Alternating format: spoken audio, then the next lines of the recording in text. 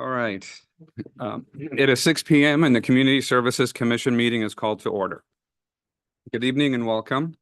My name is Eddie Kuyumjin and I am the chair and serve as the presiding officer over the Community Services Commission meetings. In consideration of others and business conducted this evening, please silence your phones and any electronic devices and refrain from speaking unless recognized. Again, this is a public meeting for the community of Glendora. We appreciate and respect your participation here this evening. Madam Clerk, will you call roll call? Thank you. At this time, I would like to conduct oral roll call and request that each member respond with present when their name is called. Commissioner Bureau. Present. Commissioner Grover. Present. Commissioner Luis Porcia. Present. Vice Chair Say. Present. Chair Kuyum GN. Present. Let the record show all members are present. Thank you. All right. Pledge of Allegiance. I'll lead it. Place your hand over your heart and begin. I pledge allegiance to the flag of the United States of America and to the republic for which it stands, one nation, under God, indivisible, with liberty and justice for all. Right. Thank you. Reordering of and adding to the agenda. Does anyone wish to reorder or add to the agenda? No. Nope. Okay. Public comment. Public comment period is now open. Members of the public are invited to address the legislative body. Speakers are limited to 3 minutes speaking once on both on and off agenda items. If you are in attendance, please fill out a speaker card and submit it to the recording admin before the close of public comment period. Once recognized, speakers should advance to the podium, state your name and subject matter you wish to discuss. Is there any public comment cards? And I have received one. All right. This one is from Erica Landman, and the subject is public comment. Correct? Does it say comment? Yeah. All right. Hi, my name's Erica Landman. I'm the president of the Library Board of Trustees, as well as I'm going to be a Glendora City Council candidate for District 3. So wanted to get this opportunity to say hi and introduce myself. Okay, so here's just a couple things. The first thing, I have a little puppy boxer, very cute and energetic. And I love how there are the little dog waste pickup bags now available in the parks. That's awesome. So, that's a great feature. But I did notice on, he gets a little wild and pulls and then therefore gets out of breath and needs water, But I was just wondering if the commission or the city has ever considered possibly having a dog hydration station, not necessarily with a bowl or anything that would collect the water just to discourage mosquito larvae, from forming. Because sometimes I've noticed the little dog fountain things, sometimes they clog up easily and then it ends up just collecting like a bunch of dog saliva and larvae and everything. But there are some that you could push like a little pedal or something, and then it comes out as almost like a bubble, not a bubbler, but like a guzzler. Mhm. It's like just kind of out, and then just wondering. That was just a thought, so I was curious. And then the other thing was regarding possibly looking into rebranding the South Hills Wilderness Park. Because the South Hills Wilderness Park, originally when the city was created, it totally was south of the city of Glendora. It was the southern border. It was the former city of Alasta. And I actually had obtained, and I'm bummed I can't locate where that picture came from or where it is, but I had pictures of waterfalls that were actually present in the South Hills Wilderness Park along Alasta Canyon, along that trail. And is a beautiful area. And right now, honestly, it's kind of the central portion of the city.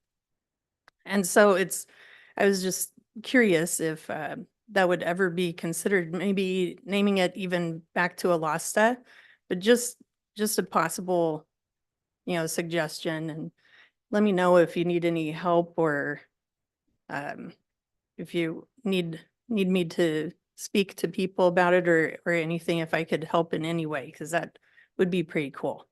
Okay, thank you. Great, thank you. Thanks. Just in regards to the naming, I know the Trails Council is taking that up. So they have discussed it, and I believe it's still in motion. Yes, Not- thank you. not in detail to- I think particular. that they need to do more outreach. So we will probably invite them to some of our events where they can have that and do more outreach there. And before it comes before this body and then to council. Thank you. Thank you for your comment. Okay, Madam Clerk, are there any correspondence that were received? No, there were no correspondence. Okay, with that, public comment period is closed. Moving on to commissioner statements and reports.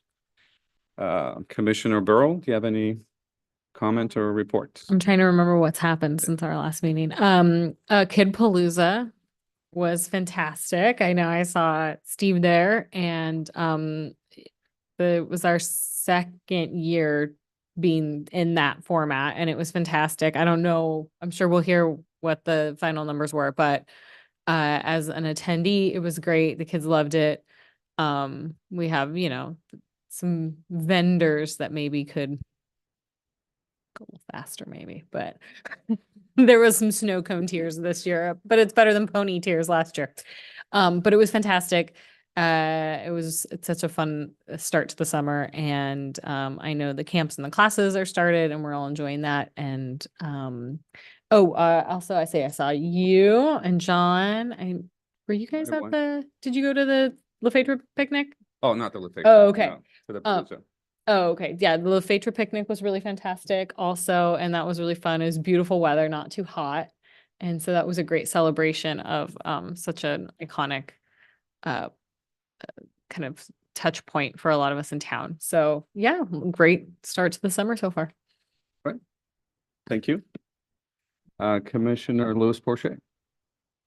Thank you, Chair Kuyumjian. Yes, so just touching on what Mal said, the Older American Luncheon, I was able to drop by, albeit it was late. Both Mal and I were teaching at Cullen's Arts and Science Day. So that was, it seemed to be a hit as I was able to arrive a little bit later to the Older American Luncheon. That was on the 23rd.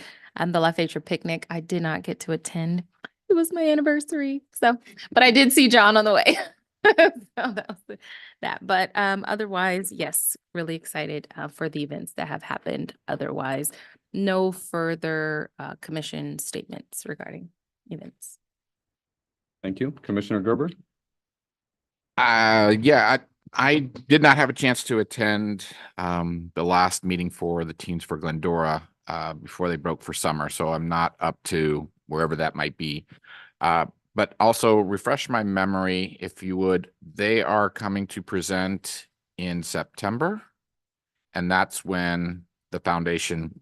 Okay, I was looking for my notes to see if when that was, and so they will be here in advance. Okay. Other than that, that's all I have. Great, thank you. Vice Chair Sally. Yes, the Sports Council met this month. Glendora Youth Soccer registration is still open till the end of the month. They will be starting practices second week of August with games beginning the last week of that month. Youth football, they had a registration of around 220 players and cheerleaders. They're ramping up for their opening day on August 17th. Glendora American, they will be hosting the 10-year-old All-Star tournament. That begins June 24th. Pony League will be hosting many All-Star tournaments. They start June 27th and they go through, most of July. And they're also prepping for winter ball coming up. Lassie League, they're getting ready for their own fall ball, starting in September. And I believe they're hosting districts. Is that this weekend? Yeah, this weekend. So, as far as basketball goes, I know we have a presentation on that later, so I won't steal any thunder. Great, thanks. All right. In regards to football, will they be having the opening celebration on like they did last year, wasn't that? Oh, okay. All right. Great. All right, thank you. And as for my report from the Trails Council, the meeting was rescheduled because it fell on Memorial Day.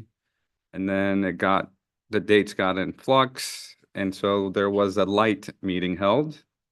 And just light discussion, but I do have the hike dates that I'd like to announce.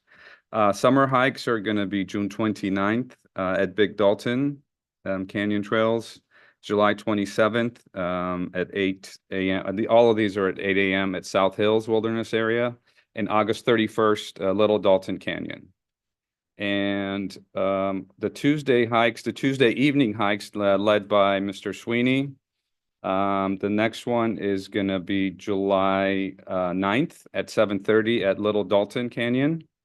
And the last one is going to be on August 13th at 7:15 p.m.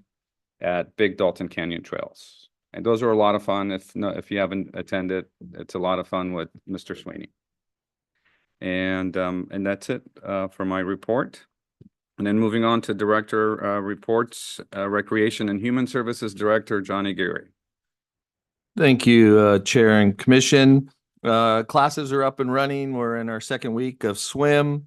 Day camp also is doing very well. Everything's moving along. We started our new little camp for baseball. We're teaching that. So we have 16 kids out there from 4 to 6 year olds doing T-ball. And all our other classes, we have Princess Camp going this week over at the Legion building and stuff. So things are moving along. This Sunday, as you see, we have our first concert in the park. The Answer is opening up again for us. They're coming back from a 1-year hiatus. And then the following week, we'll have 4 lads from Liverpool on Sunday the 30th. And then July 7th, we'll have LA County Sheriff's Concert Band. All concerts start at 6 p.m. at Finkbeiner Park Bandshell area. So we're excited about that. And then our movies in the park, Friday, July 5th, we're showing Top Gun, but our first movie will be down at Gladstone Park. We'll be with the Glendora Rotarians for the Field of Heroes, all their flags. So we'll be set up right next to them, showing Top Gun. And that one starts at dusk. So usually about 8:30 right now. And then for those flags, they'll be both here at City Hall and at Gladstone Park. And then the movie will move back to Friday, July 12th. They'll be showing Sandlot here at Fink Park. The teens, we have some T4G teen trips, Magic Mountain, July 10th, from 9 a.m. to 9 p.m. for $50. And then Wild Rivers, Wednesday, July 24th from 9 a.m. to 9 p.m. July is Parks and Rec month every July. So our department will be doing a city picnic where you're all invited. It will be down Thursday, July 18th from 11:30 to 1:30 down at the Crather Teen and Family Center. We're doing hamburgers, hot dogs, the Handles ice cream truck. And we're also going to have a dunk tank where our city manager will be in there and other department heads will be in there. Also, we'd like to introduce our new supervisor, our recreation supervisor, Alma Villasenor. Over for James, Laura, and she's housed over at the Legion building. She's running classes and events and that. So we're happy to have her on board. And that concludes my staff report. Great, thank you. I have a follow-up, if I could. The dunk tank, are you considered ahead? And No, will you- I am missing that day. I am off. I'm sad about that, but I will not be in attendance. Would have too many people trying to throw the ball at me. It'll be endless.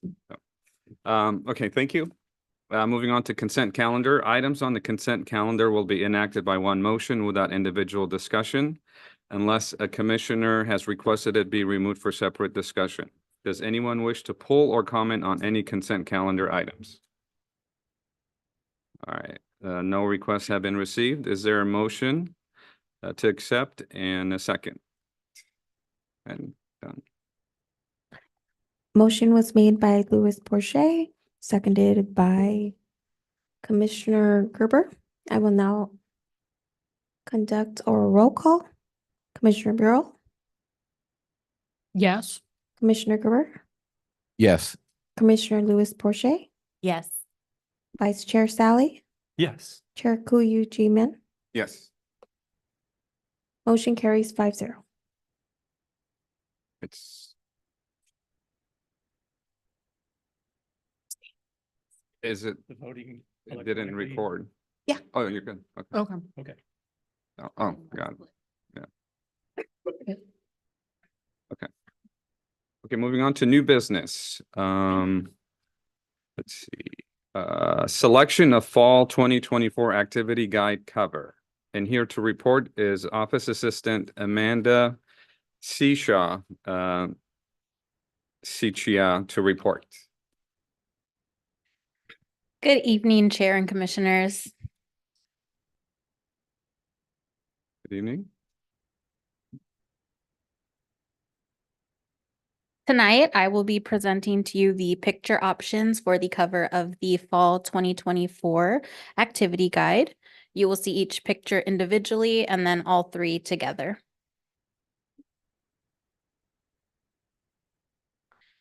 Here is picture option A. Here is picture option B.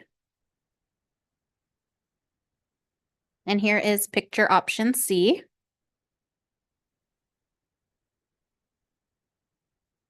And here are all three picture options together. We would like to ask that the commission discuss and select the picture for the fall 2024 activity guide cover. This concludes my report. Great, thank you. Okay. Shall we begin? I guess my first question is, were all of these pictures taken at our last year's Halloween carnival? These are all residents, not stock photos we're dealing with? Perfect. All right. I think it's good that we have actual community members when we get a chance to do that.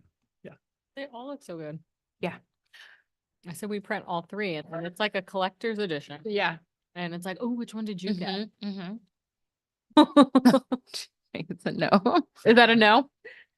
All right. I'm with you because it's hard to choose. I think each one of them brings an element that we want to see on the cover. I mean, the Frankenstein Elvira is adorable. Yeah.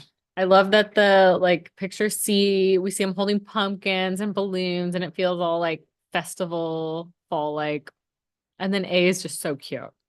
Color. The composition of that photo is really beautiful. Yeah, it pops and it's also a Halloween costume and Yeah, it it's just speaks to really the pretty. fall. They're Yeah, really pretty. They all do, but I think the color pops. I'm going with A. What do you guys like? No, that's not how it works. Are we allowed to take a straw poll of the audience? That's not how it That works. against the world? I'll go with Change it. C. It's tough. You can't pick a It's tough bad one. because there's more to fall than just Halloween.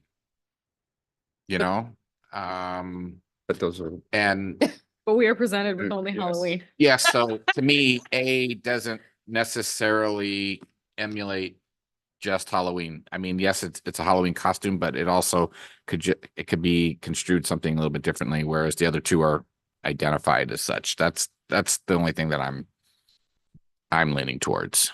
but that's why it doesn't tie you to Halloween. It's open. Right, A. Yeah, and I'm saying I'm moving towards A Yeah. because of that, Right. because there is more to fall than just Halloween. Right. And I think that we do more things in the fall period than just the Halloween. True. I can tell you what I like about A is it doesn't feel like, okay, stand for a photo. It feels Yeah, like a action, candid, yeah. right? It seems like a moment that was captured at something and less like, okay, we need a cover shot. So I want all of you to look here. So I just contribute that to your I'm also thinking about the actual layout when we put all the letters over things. And as someone who's also a foot taller than the rest of his family, you know, exactly. He's going to get cut off. We're going to put letters over his face. How does that work? Um,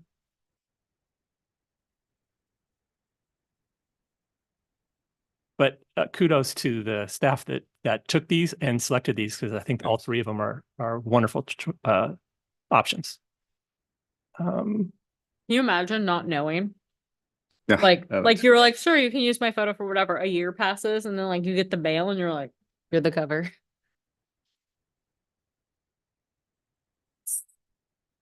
Are we pulling straws? Shall we What begin? we're gonna do? Shall we I mean, vote? I like A.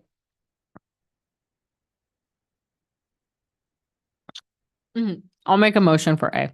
Otherwise, I think we're gonna sit here all night. All right, I'll second. Anyone, I mean, any, We can vote for it. That's at this point, would vote for A as well. But I would make a caveat to the team that if possible to have a broader representation of some pictures that might in the future be outside of just a singular event, right? Because we do more events within the fall, within the summer and the spring, and Like a albeit- collage.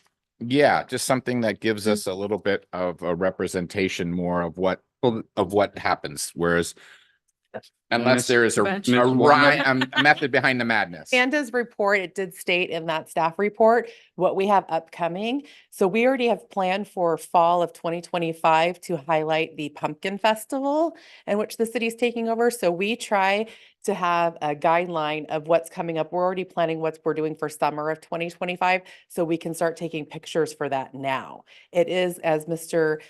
Sally pointed out, these are all three city photos taken at our Halloween carnival.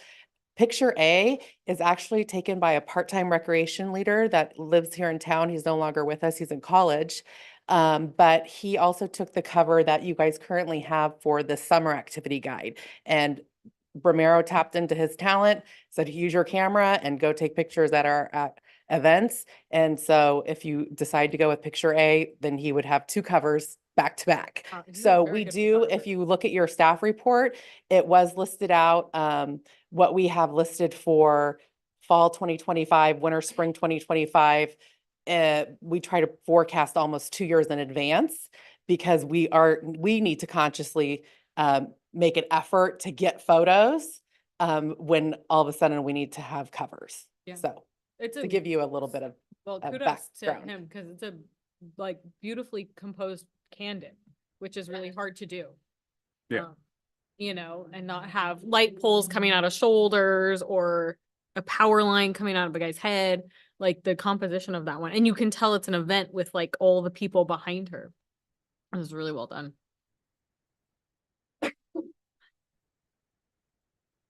Okay, so there is a motion on the floor. A motion was made by Commissioner Bureau, seconded by Commissioner Kuyujian. Eddie K. Kuyujian. Who Kuyujian. She's like, I'm Thank never you. covering for her again. Eddie's fine. Thank you for your Eddie grace. And so I will conduct a roll call. Commissioner Bureau, Yes. Commissioner Gerber, Yes. Commissioner Louis Porcher, Yes. Vice Chair Sally, yes. Chair Kuyujian. Yes. You. Motion carries 5-0. Oh, and did it not allow you? We're going back? Oh, you're good.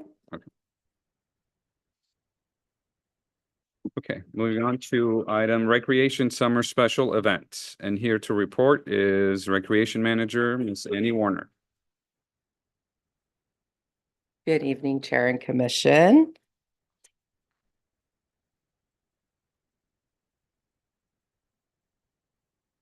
This evening, I will be highlighting our summer activity special events that we have going on, which is appropriate as today is the summer solstice.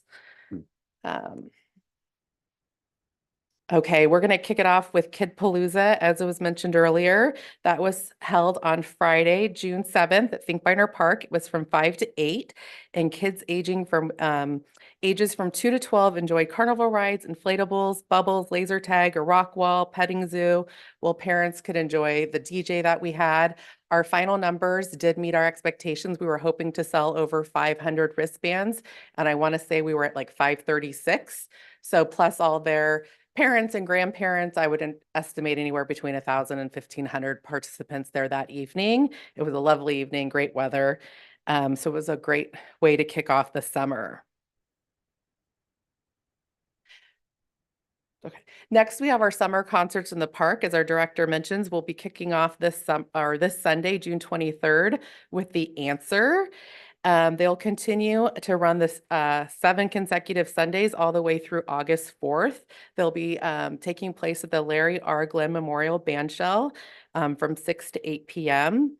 And they are co-sponsored by the Glendora Kiwanis Club and the Glendora Transportation Department.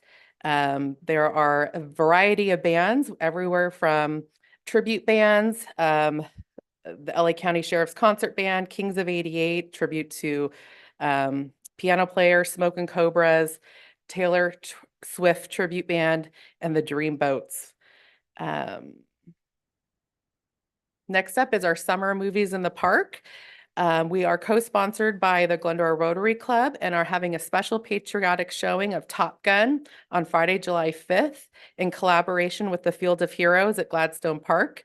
Field of Heroes is sponsored by the Glendora Rotary and will be displaying flags near the War Memorial at City Hall and Gladstone Park from July 4th through July 7th.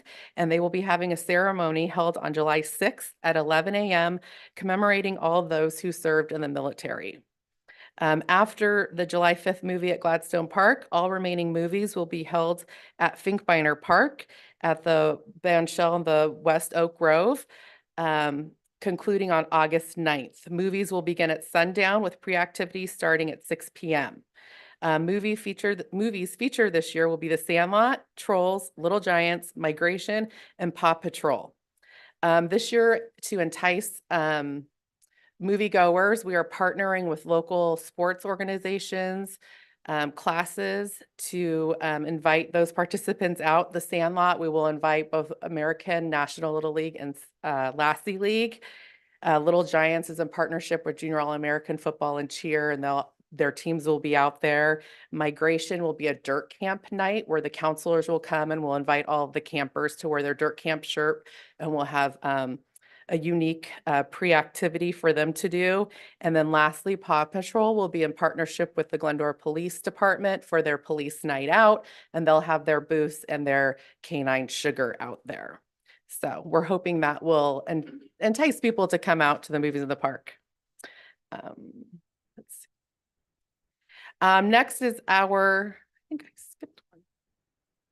Our new classes that we have. John mentioned T-ball is being led by city staff.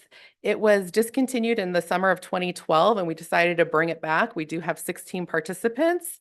It's a 4-week session, and they're practicing every Tuesday and Thursday for 45 minutes. And it's really cute. They're out there learning how to throw a ball. And then also we have our highly anticipated Swifty Camp. That sold out very quickly. City staff is excited to run this program. It is the week of July 22nd, and it'll culminate with the Taylor Swift tribute band. Participants all week for the camp will listen to Taylor Swift music, make friendship bracelets, crafts, activities, and on Sunday they will be invited and get backstage passes, so to speak, and front row seats to the Taylor Swift tribute concert at the park.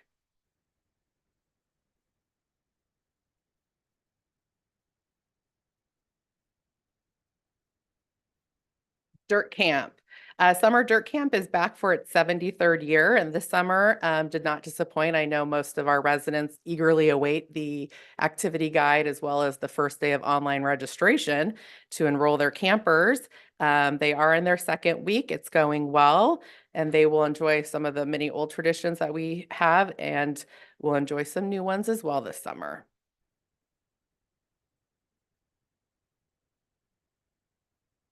Also our hut, the Finkbeiner Hut is back and opened. It was briefly open last summer, only to shut down for the mini park renovations.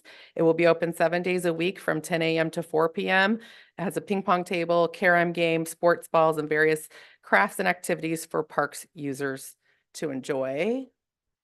And then lastly, July is Parks and Recreation Month. This year's theme is Where You Belong. It celebrates the many ways park and recreation professionals across the country foster a sense of belonging in their community by providing welcoming and inclusive programs, essential services for all ages and abilities, with safe, accessible spaces to build meaningful connections. Our department hopes this summer offers participants a place to feel connected through our classes, trips, or special events that make them feel they belong here in Glendora.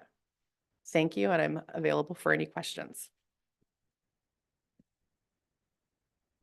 Yeah, I have a couple comments and a couple questions. First off, you answered most of my questions because the first one I had is a statement about how I enjoy the fact that you're bringing on so many new different ideas to the city, whether it's spring, summer, fall, winter, with different events. We're thinking outside the box. We're really doing a lot of those things. And so my question was, what are any new events that you guys are trying to come up with? And you answered that, like with the Swifty Camp, T-ball. Is there anything else on the horizon that you guys have thought about wanting to do that you might have not been able to But do? yes, there is. And It takes money. right. So but- what are some of those things, and how much money does it take, and what can we do to help support it? Sure. One of the things that we had slated to do, and it keeps getting canceled due to being in the drought, was Councilmember Boyer wanted always for us to bring back Snow Day, and we wanted to bring back Christmas in July and do a snow day in July and kind of have a really fun slip and slide kind of snow day festival in July. And every year we go to plan it, it gets shut down with the drought. So it's happened twice. So that's something that if and when we ever get funding for and we're out of a drought and we can do a water event or a snow event, we would like to bring that back. Also, the Preservation Foundation did just let us know that as their group is aging and getting smaller and smaller, they will still be having the Centennial House open at Centennial Heritage Park, the Hamilton home, but they will no longer be able to run the Pumpkin Festival. So myself, Romero, and Alma met with them this week, and we have a lot of ideas of what that Pumpkin Festival can grow into and kind of evolve a little bit. So we will be taking that over this October. That's going to be actually Saturday, October 19th of this year. And so we will fully take that over. They will have the home open, the sprinkler shed, and the printing press, but we'll be in charge of all the other activities. Just so you know, the Mhm. Community Service Foundation has lots of money sitting in the account that needs to get spent. So if there's a need that you can't get, Mhm. please submit it to the foundation. And the worst thing that will happen is they'll say no, but that's what we're here for. So I'm you. trying to, whenever I hear that we don't have funding, then please come to us, whether we can completely fund it or we can support it. Those are the things. So again, you guys have come up with some amazing events with what's going on in today's world, and you make it relevant for the families and the kids and the community. And I applaud you for that, because it's all old tradition in a lot of other places. It's the same thing year after year after year. Boring. And right, it is. And to spark it up and spruce it up, you guys do a great job with that. So that's one thing. Then the last question I had was the hut. How is that going? Are you getting lots of with the renovation of Finkbeiner Park? I would imagine that the participation down there is growing. do we still get that with summer with the older kids or? I don't do- think so. I or- drove by there today. Our hut was open. The carom games were out there. The park was busy. I don't know how like interactive they are with our staff per se. We'll have to have a talk with them and see how it's going. But they're definitely there and like people are using the carom games, checking out balls, using that. I think it's maybe just a presence being there. In the past, when we had our hut open, there were 2 workers and it was more what we called our Parks and Playground program. And that was, they were at Stanton Elementary School, Williams, Gladstone, Sutherland, and Finkbeiner. And so there was a male and female worker at each of those sites for 7 or 8 weeks during the summer. And the idea was that your neighborhood kids would come to that school. They already knew the school. We met in the cafeteria and there were games, activities, crafts, and then you would go on a field trip once a week. And they would go to like laser tag or the movie theater and things. And then they would, at the end of the summer, they would do a site competition and have that kind of thing. So with just bringing back the hut, I think we haven't gotten fully back to, I think, what it could be or what it used to be. But Finkbeiner is busy. There's a lot of people there, but I'm not sure how much they're playing or engaging with our staff at this point. I would think that that would be a great opportunity for the Teens for Glendora because they're of that age group, Mm. right? To where if they participated, was there, invited people, we got the word out in the middle schools and elementary schools. That's really what it's for. It's summertime to get on your bike, go down to the park and hang out, right? And play. Yes, Finkbeiner is there for the younger kids, right? But the hut is there for some of the older Mhm. kids versus as well as going down to the teen center. So just something to think about to take back to the Teens for Glendora. Maybe that's something that we thrust upon them as for them to come up ways to how to increase, activity down there, because I think it's fabulous. I mean, the one thing, and I think, I don't know, my wife was saying when she grew up here and she remembers going to there with the hut in the summertime. Mhm. And the fact that it was open again just brought back all of those fun memories of what it was supposed to be like. And I think it would be fabulous to reinvent that. So A lot of that's getting that demographic off Correct. their phone yes, it's a and different off world. of the Is there food? PlayStation. Is there food there? They have Otter Pops in the, Mhm. I think we ended up getting Otter Pops Like and putting it in the snacks? fridge, yeah. Okay. That's all. But thank you. Just one quick question, and not in regards to Pompeii. Mhm. How's the staff doing down there? Great. Yeah, Lots of positive feedback. I mean, they don't have an easy job. yeah. Rules, starting something new and having rules that need to be enforced. The hardest has been the dogs. People want to bring their dogs everywhere. So catching them in time to have them immediately leave with their dog, as well as the sunflower seeds. Right.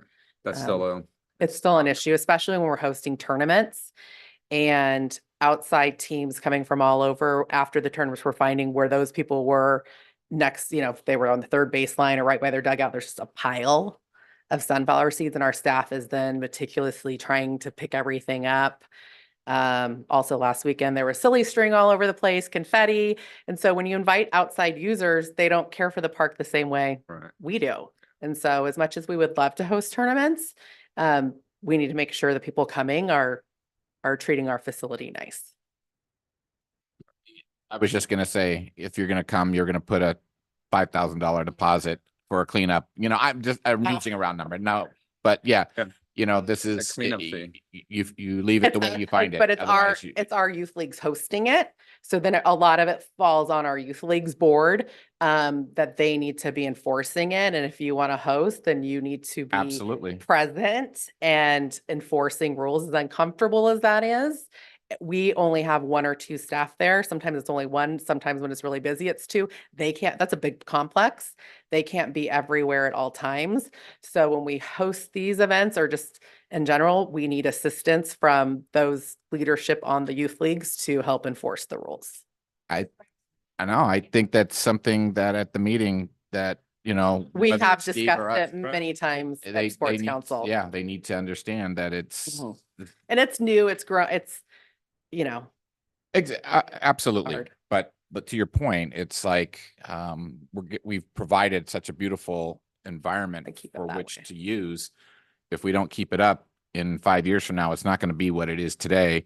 So either they do that and keep it for that way, or we don't host anything and Yeah, they don't have the opportunity, but our staff is doing an excellent job. Good. I'm glad. which I would expect Yeah. to be the They're case. constantly. Yeah, I know there was, do you it. know, Mhm. that whole tension, but I'm glad they're doing well. Getting the message out. Mhm.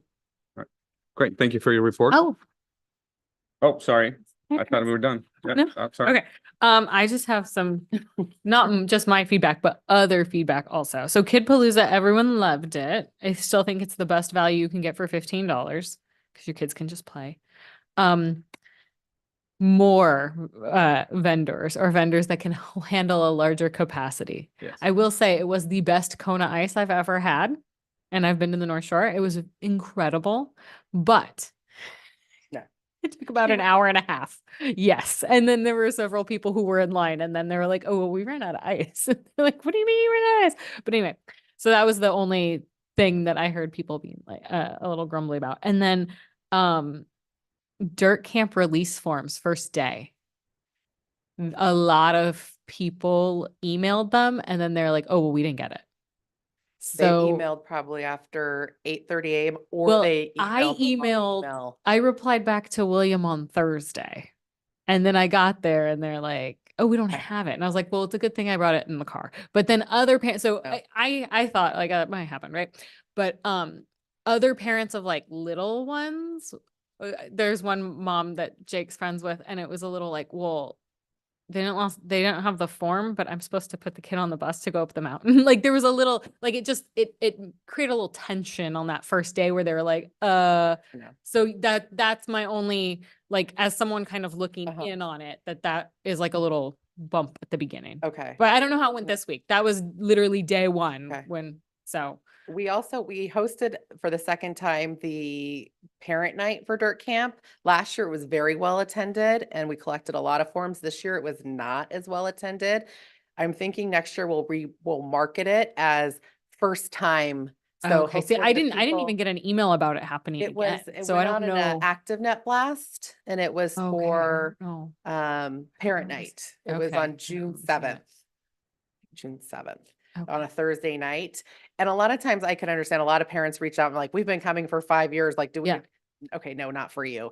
And so maybe we need to market it differently to first time Yeah, parents who have a lot of questions and want to know about the program and the schedule of events. yeah. So I think that's what we'll do next year. Yeah, that's it. But everything, I mean, the camp, it was wonderful. Everyone had a great time. The new camp Shaggy, Shaggy is the new I camp forget what his real director. name is. Yes. The kids loved him. Everyone had a great time. But yeah, that was just the one thing I kind of like picked up among Perfect. the audience that I wanted to Thank pass you. along. I was just gonna commend you for all of the work that's being done. I know that it's not easy, and every time you turn around, something new is being laid on your lap. So let me be a part of that.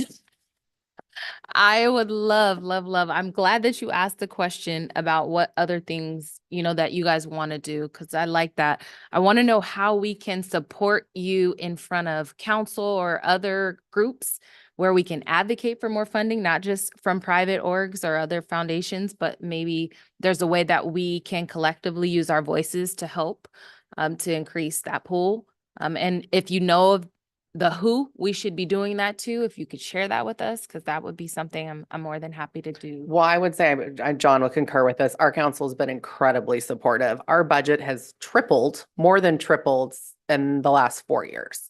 So they have seen that we want to do a lot of events, that our residents enjoy it. So they have definitely given us more funding. But events are expensive to put on. Culture Fest this past year was around 60,000. That's not including Public Works time or the PD. And it looks like we will be doing that again next year. I believe the date's May 17th of 2025. But they have been very supportive. The snow day, Christmas in July, is purely and optics and just with the water for the water department. And then if we're asking other people to ration, it Oh, yeah. maybe doesn't look great if we're like having a snow day. So that's why, but other than that, they would give us funding for Oh, that. Okay. But our council has been very generous and very supportive of our department. Okay, because I'm happy to hear that. One thing that I love that library is doing, and I don't know if this is a partnership or it's their thing, what would be the best route, but a STEAM into Glendora type of event. I think as a district, we could do more in that category. We have a lot of STEM classes this summer in our activity guide, and Hey. they all filled up. I'm not This is sure gonna if make your dreams come true. our seen our No, activity guide. Have you I seen the mean, activity guide? the activity guide is one thing, With the but I STEM mean classes? like a 1 day event, kind of like. Oh, come. okay. Because I don't the, mean- the Education Foundation is installing STEAM labs at all 5 schools this Yes, summer. I hear that. I hear that. And I'm just speaking towards an event like other cities I know that are doing a 1 day event. It says a weekend thing and you got all kinds. And is the library already doing that? No, not that I know of. I mean, I've seen colleges partner with other cities to do it. So they're kind of Okay. coming in and they're leading the sessions, but Okay. I don't know. I think the school district partnered with the library this past school year and hosted an event up on the plaza, if I remember correctly. I remember getting that in the The one- mail. Yeah. Yeah. LaPhaedra Elementary did one at the end of the year with Citrus College. Partnering. And with they cities. partnered, or APU, sorry, and they partnered with them. They were the first one to get the STEAM lab at their Right. school. And the. mhm. So a lot of times we let other also departments have their time and if they come up with that idea, but we can bring it up with the library and see if that's something that we'd like to do. But if you guys have any ideas or suggestions, you know our emails, and please email us. I do have one like quick last question. You talked about these events. What portion of them or which ones do you even make any money off of? Do you recoup any money towards paying for staff? I mean, if we had over 1,000 people at $15 Like now, that I realize that we can't charge, we're not charging it to make money. We're doing it for the activity and the fun and whatnot. But does any of these generate enough to pay for your staff or? It probably cover the staff time. I could tell you Kid Palooza costs roughly 35,000 to put on. And because we did the pre-sale and then we had the day of, which was 20, I want to say our numbers were just a little over $4,000 of what our profit was when I remember doing the math and breaking it when they gave me the numbers of how many we sold and how many were pre-sale and how many were $20. I want to say that was our revenue, which would cover our staff for the night. But again, it's not to recoup the cost, whereas other programs, we do recoup a cost and some make a profit. Do the vendors, speaking of which, are they making, by them coming out, are they seeing it as a worthwhile time to come out, not only for that day, but for their own advertisement, right? For Yeah, return on so investment? for the Kid Palooza, that was Kiwanis. So Kiwanis comes out for Halloween and Kid Palooza because one of their our sponsor and they also write us a check. So then we allow them to come and be the food vendor and they can make more money and fundraise for their club. And so we give them that option. The Snow Cone, Snow Shack company that we had this year at Kid Palooza, she's great. She's a Glendora resident, just moved here from New Orleans, I believe. And she came to Culture Fest, didn't do too well. And so she wasn't anticipating Culture Fest was from 10 to 4. And here's this event. She wanted to come Friday from 5 to 8. And she was like, holy moly. And I told her Culture Fest was the first time doing it. It wasn't as well advertised. It was a different demographic. It just didn't happen. And so she was a little bit caught. She was like, her sales times 10 at Kid Palooza. So they weren't prepared, didn't bring enough staff, and she was like, we'll definitely come next year and come prepared. But the only event she had been to before was Culture Fest.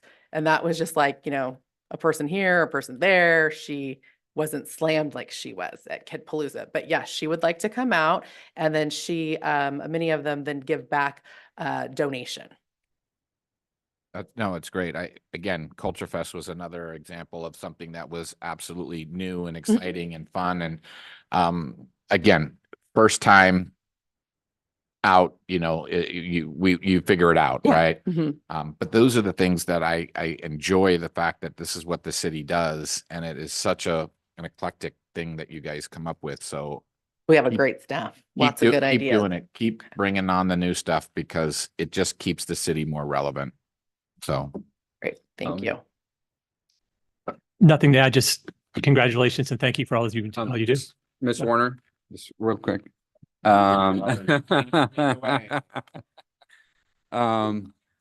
Yes, I know the city used to have a street fair and is that, how did, I had a lot of inquiries Yeah. about that, and John and I have been forwarding them to Valerie Escalante with the bid. is that who Um, ran it? That's who did it in the past, and then people have reached out wanting to rent Finkbeiner Park in the band shell.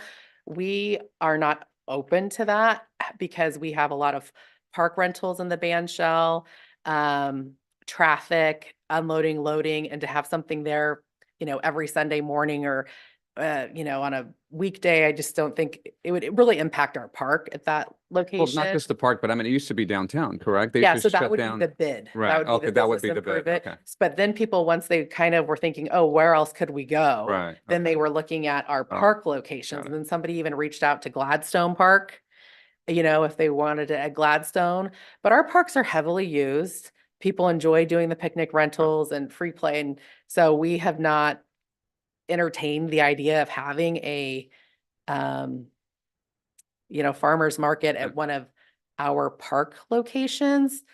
So we keep forwarding those emails to the bid. Okay. One last comment. I just have to say, you have amazing memory with dates. So for 2 years out. They all like so, to know. yeah. She doesn't write it down, it's all in her head. So. All right, thank you. Is there a motion to accept the report? And I move. a second?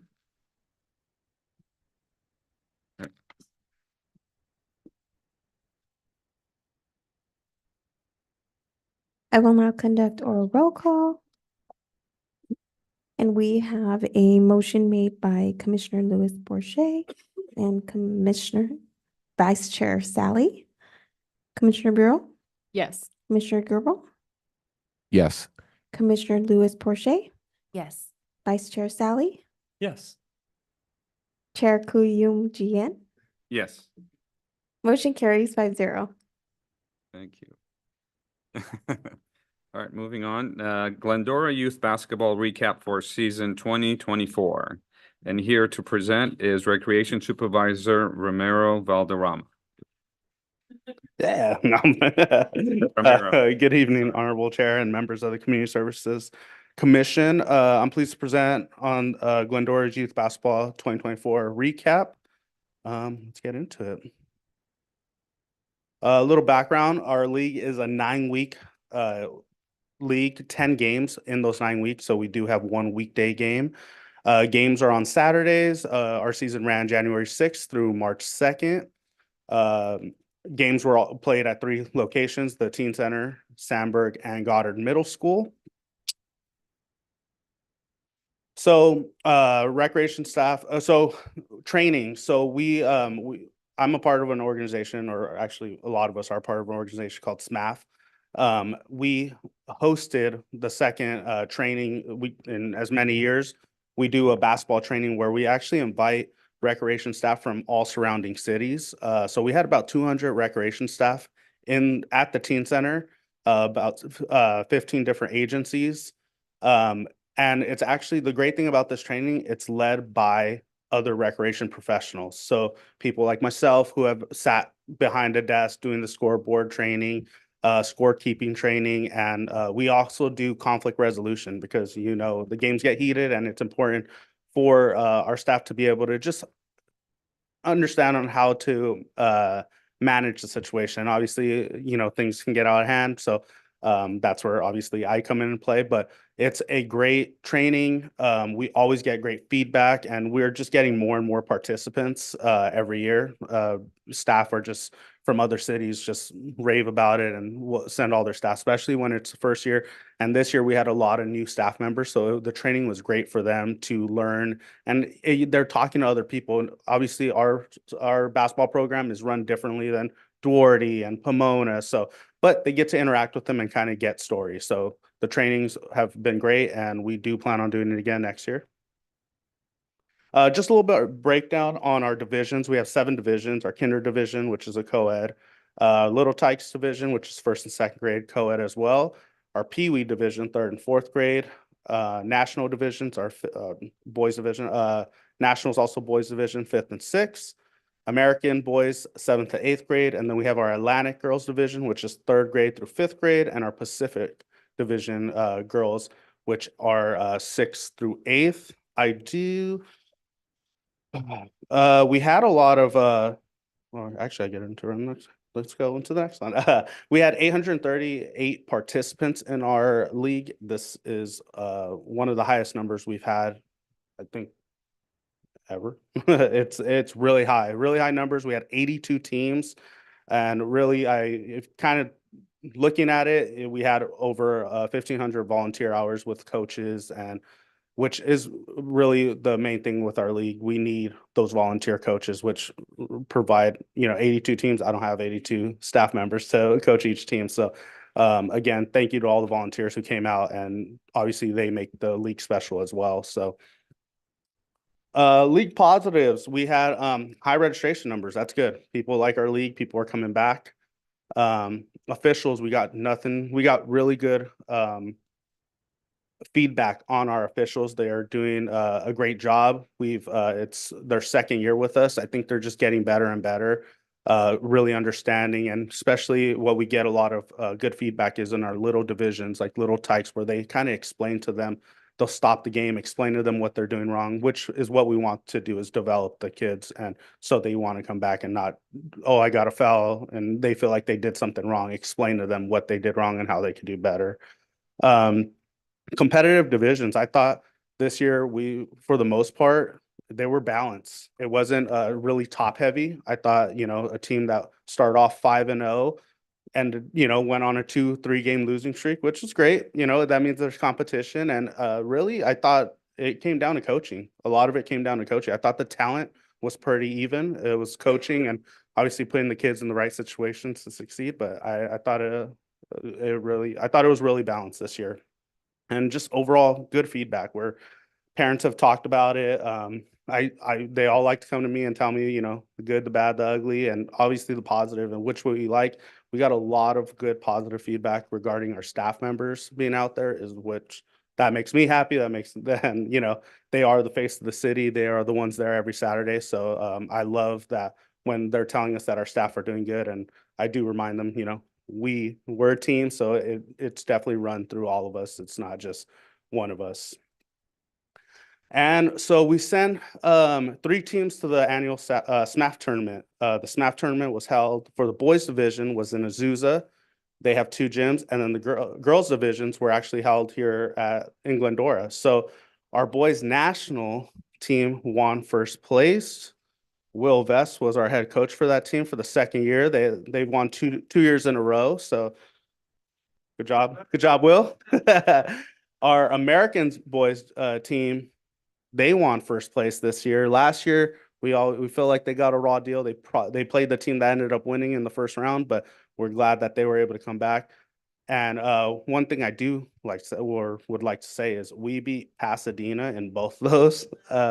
And Pasadena is a powerhouse. It's always been known as a powerhouse. So that's good for me for bragging rights with the Pasadena coordinator. But it's just great, really putting Little Glendora on the map, and everyone already talks about it all the time. You guys have athletes out here and good coaching. Our girls division, unfortunately, lost to Pasadena in the championship, but it was a good, hard-fought game. I believe they lost by 3. So it was a great game. If we could have swept that, I would have had bragging rights for a whole year for sure. But they did a great job. So they won last year. So coming back, obviously, we're doing great things. The kids are learning, they're having fun, and they're representing the city of Glendora in a really good way. New ideas. I'm looking to improve the draft. I am always looking at new things. Last year I made a board like fantasy football. That's really my idea of it. I want the coaches to come in, have fun, enjoy. I'm looking to help the coaches in more ways to help better their team and balance their team. So I'm looking at maybe color coordinating, the third, fourth, and fifth grade girls, each one, the third grade will be red and green will be fourth grade, and, maybe black will be the fifth graders. So they have an idea of, what they're looking at. But yeah, and obviously updating rules. We're always looking to improve the league and seeing what we could do to help the every division. So, and that also goes into partnership with our SMAF rules, because we align with them. Obviously, we do what's best for our league, but we do align a lot of our rules with the SMAF. And then just staff trainings, continue to train the staff, you just put them in the right spots to succeed, and making sure that they feel comfortable out there. And that's it. Great, thank you. Do you guys have any Yes. questions? Yeah, go for it. I'll start. Art, go ahead. As a parent of a number of basketball players, just hats off to you. You're very communicative. You're always available. You make yourself available when switches and changes are needed. You're right there for it. So I just wanted to applaud you and the team, and to say thank you. It is a highlight of the year. It happens to be a sport that my husband really enjoys coaching, amongst other things. So thank you. Well, Great job. We're glad he volunteers. It sounds like the league is thriving. You're near an all-time high with participation rates. Are you looking to expand even more? No, we are actually looking to bring it down a little bit. So we do have new ideas for registration. We want to open it to residents only. We're probably looking to do like 3 weeks of residents only. So you're going to have to show proof of residency, a report card. That'll all be on the activity guide, and we'll make sure we relay that message to everyone. Once we get that, we're going to make sure we have the numbers for each division so we can have them, balanced. But it's really hard. Our staff are working 12 hours a day on Saturdays. It's a lot. We have sites that are going till 8 o'clock at night. And I'm not a parent, but I feel like if you have a 7 o'clock game, it kind of ruins your Saturday. So I would like to be able to end all sites by 5 o'clock. That's my goal. So that'll probably bring it down about 10 teams, bring it down to 72. Still, biggest thing is we want to make sure the Glendora residents are enjoying our program. Once we get those 3 weeks, it's still going to be open, but it will be already, we'll have a cap on the league, on the divisions. So we are looking to bring that down. We do get good residency. We ran 72% were residents who signed up for our program. So, they're here. So again, we want those 72% to come back and sign up, and we want to give them the opportunity. And we know we get people from West Covina, Laverne. We get someone that comes from LA. We get people that come out because the league, people have heard about it and like it, and it's run good. We get really good officials. That's the one thing. Our officials aren't people that's their part-time job on the side. These are officials that actually do this as their job. So we have a really good company, and it's really like a break. They actually enjoy it. I like talking to them. I like talking to them, and they tell me that they really enjoy coming and doing the youth because it just reminds them of why they're there. And the high school nows are crazy, the colleges. So coming back to the youth really, give them that little love. Like I was talking to John earlier about the T-ball going out there. That's it reminds you why we're here and what we're doing. And then so the league runs like through March or something. And then The right. first week of March. Yeah. Usually. And then so the playoffs take many months to go, or No, so we'll usually I'm sorry, like the championships you were showing. Oh, so that's a SMAF tournament. That's a whole different. So we're sending a team. So what we do is we put an all-star team together that's voted on all the coaches in that division. And we'll put the team together. They practice for about a week, maybe 2, depending on when the SMAF tournament is. And then we just send them and they have a bracket. Oh, so this was like back in March when this happened? Yes. Oh, Yeah, okay. It's right after. All It's about 2 weeks after. Oh, okay. So it's June. Oh, no. No, this is all done within a week. Oh, gotcha. Yeah, so it's during the week. They have games during the week, and then everything ends on a Saturday. All right. Same thing when we were hosting the teen center, the girls division. Oh, We did okay. all the girls. I'm sorry, I just assumed since No. it's June that No, this is I something that know. took over many months. Okay, all right, yeah. Sorry, thanks. Yeah. I just want to say, again, congratulations, Will. My son participated with him last year, not this year, but the year before when they coached, and you have a very good appeal with the young boys in terms of giving them leadership and a good understanding of the game. So again, congratulations on that. And you also have executive understanding of kids, because my son this year didn't have a coach, and he and Alex, right, from their staff, they drafted a team. My son was on that team and they won. So there you go. That just shows that you guys are doing something right, and you're not allowing for outside interference of stacking of teams, putting kids together, making it unfun for those other kids that might not be as good or not have an enjoyable time. So I applaud you guys for the success of that. Oh, may I? You just made me think of something. Everything was great.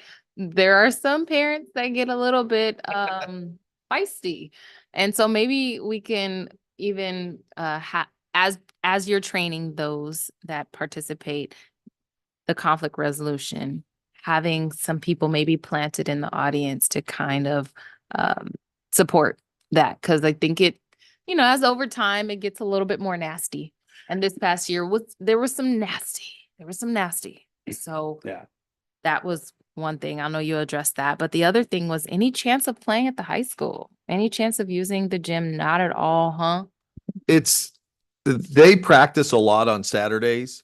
So we used to a long time ago, and they might have a bad Friday game and then call a practice, where with us, we have to know we have that schedule. If we got kicked out of one of our gyms for a week, we could make that, but to do it every week up there would be a hard thing for us, because it's not allowing their own teams, girls and boys, to practice on that on the weekend.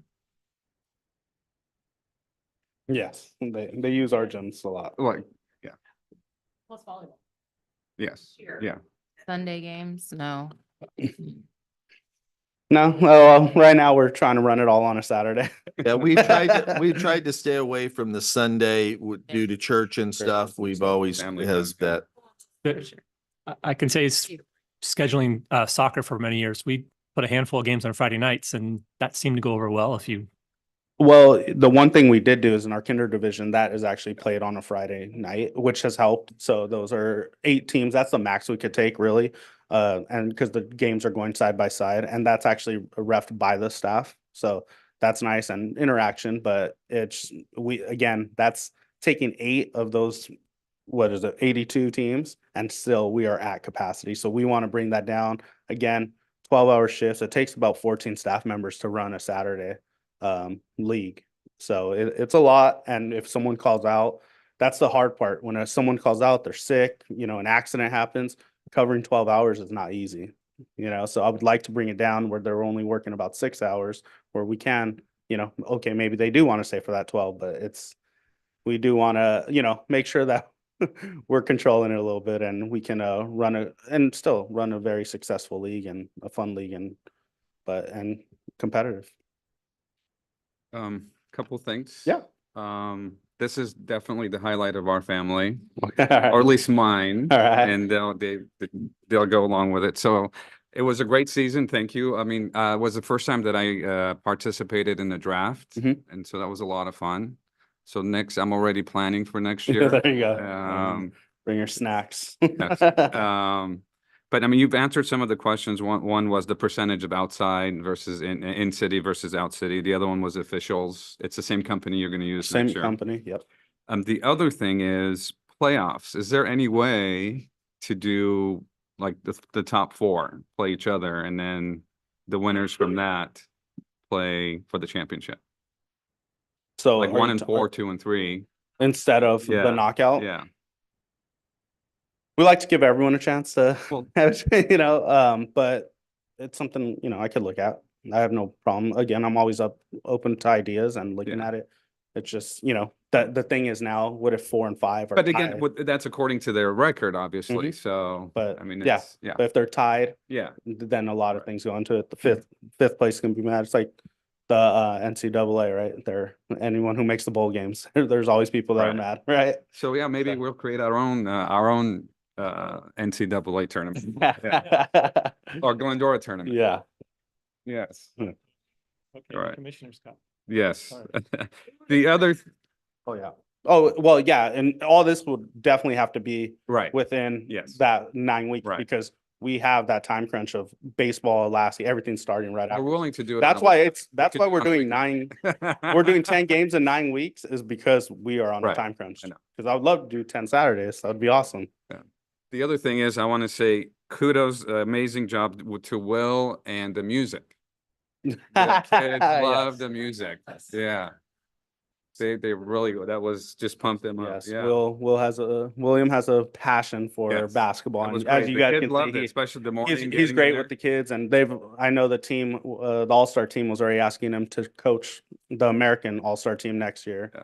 So And one last thing, cleaning of the courts. I know the cities provided the Zambonis or I forget what they're called. the Zambonis. Zambonis, yeah. Well, this is This one's a a push. Polish. Yeah, you It's can- amazing. It's a great machine. Great. Al will do it. You can I do it mean, with I 2 could get fingers. trained on it. It's just, yeah. I know you guys are trying and it's We gotta get we the purchased them. MOU We- and the school district. They were purchased Yes. and they were there, so it's just one of those things. That will be Just- something we'll bring up when we meet with the principals, usually in September. We have a new principal at Goddard this year. Right. And then with Marie at Sandburg. But we'll bring that up also with our different relationship. We have a better relationship, I think, going into this year with the city and the school district doing our MOU, where we might have more handle of that, or if we can do it ourselves, or if they would provide staff to do that for us. Yes, great. All right, I'll do it. I will go do it. Yes, yeah. See you at 7. It's, yeah, I mean, you know how it is. We've No, all I know. played and, No, yeah, I get it. I totally get it. great. Well, thank you for your report. Thank you. Guys. Appreciate it. Okay, is there a motion to accept I the report motion. in a second? accept. I'll second it, although I beat you to the punch. Ugh. Wait, So- oh, you beat Sorry. me. Who's there? I see. Okay. Okay, so what is the final, who makes the final motions? Of the system, it's David and Steve, but, I don't see it in the system. oh, I see. Yeah, so Okay, Gerber told me to shout it out and then I push. You have I to, can't do both. It's like one or walking the and, other. walking and chewing gum at the same Which one time. do you want? I move a motion to either or. I just withdrew it, so you. can Oh jump in. my, well, there you go. Okay, I so second. wonderful. So there is a motion on the table and it's by Commissioner Gerber, seconded by Commissioner Louis Porcher. I will now conduct a roll call. Commissioner Bureau, Yes. Commissioner Gerber, Yes. Commissioner Louis Porcher, Yes. Vice Chair Sally, Yes. Chair Koo-Yoon Jien. yes. Motion carries 5-0. Okay, thank you. Moving on to short-range transit plan update. And here to report is Management Analyst Vanessa Nalbandia. Hello, welcome. Hello. Thank you, Chair and Commissioners. Today I'm going to be presenting an update on our short-range transit plan. So again, this is just a brief background. This is our first ever comprehensive study on our current transit needs and also an effort to revamp and make efficient for the future transit and aligning with the future Glendora station. So I wanted to bring up current ridership. This is the first 4 months of this year. I do want to say that we have recovered from the pandemic about 57%. So it's a little bit low, not bad, but it's still good. So then we're just hoping, that our new proposed concepts and changes increase ridership and awareness of our transit coinciding with the station. So just a little background of that. So part of our existing conditions report, which was finally completed, we did community outreach. So we had a survey earlier this year to understand how riders were using transit and how to encourage non-riders to take our transit. So we had a total of 255 respondents, which is a really good number for us. So about 60% was riders, and then about 40% were non-riders. And I do want to include the demographics. So it was pretty broad, from 18 to 85 plus, which is a good thing. So we're really capturing a lot of different ages. So major takeaways, about 86% of our transit riders are satisfied or very satisfied, which is great to hear. Both riders and non-riders do desire more transit connections to local destinations like Village, businesses along Arrow Highway and Grand Avenue, major corridors, Finkbeiner Park, as well as various elementary schools. Key takeaways continued. So community members do use transit for a variety of trips, school and work, medical dentist appointments, a lot of shopping, recreational and religious activities like church, and also volunteering. And some top reasons why non-transit riders do not use transit would be long travel times to reach their destinations, preference for driving, and also just inadequate service coverage to their desired destinations. So potential service improvements, which we wanted to capture from riders and non-riders, and that way it really aligns with our proposed changes because we want to take the feedback from the community and apply that to what I will show you in a little bit. So respondents who ride transit were asked what kind of potential improvements they'd like to see. So service to new areas, more frequent service, more later service, weekend shuttle service, earlier service. And it really is the same or similar to non-riders as well for potential service improvements. So just more service to where they want to go and better connection as well as more frequent service. So that brings me into our proposed concepts. So our first proposed concept is a new all-day weekday community shuttle. So this new route would stop at major destinations in both North and South Glendora, going bi-directionally. So one bus would start at the top, and then a second bus would start at the bottom of the route. And then they would run every 30 to 60 minutes all day, so from 6 a.m. to 8 p.m. And I did want to mention, if anybody was wondering, this is funded through Prop A local return funds. So these are strictly for public transit operations and capital.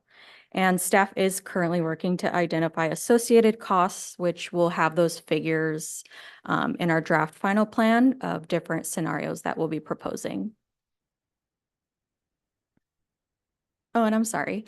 And more, so local destinations on this route would include Glendora Village, LaFetra Center, City Hall, the future station, of course, the Teen Center, the Glendora Public Market on Lone Hill, and also the Glendora Marketplace on Arrow Highway, not to confuse the two. Additionally, staff is proposing to restructure our current midday shuttles for more effective and efficient service. So the routes will be more direct and easier to understand. We will not be taking service away from the current schools that we go to. They will continue to be serviced, which I did want to mention is Charter Oak High School, Glendora High School, Goddard, Royal Oak, and Sandburg Middle Schools. So the high schools and the middle schools in the area. And the routes will be renamed to indicate which schools are being served, and they'll have 2 afternoon runs. So that'll give students a chance to catch the first bus or the second bus if they miss the first run. And also major stops will include the village, the public library, and also the teen center. I did want to mention that as part of our outreach, feedback, et cetera, we will propose to discontinue the morning shuttle that we implemented this year. There's been very low ridership. However, this will allow for reallocation of service hours to the community shuttle, and that way we can operate that one more frequently and all day.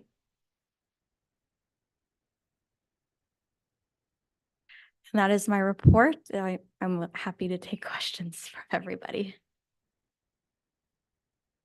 Thank you. I have a question about the routes that goes to the schools. This time of year, what happens to those shuttles? I assume they don't run. And are we using them for other services for that demographic during the summer?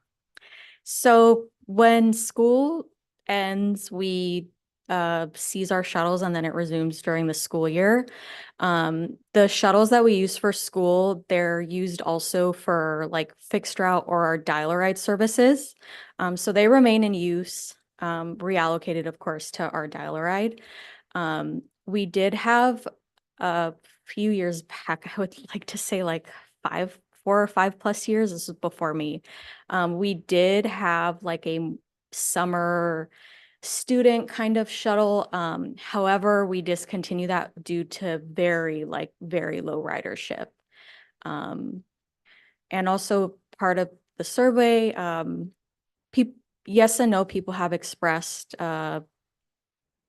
desire for it. So that's kind of how we took that and are implementing it into proposing a all-day community shuttle. So that way it reaches key points in the city and station and destinations.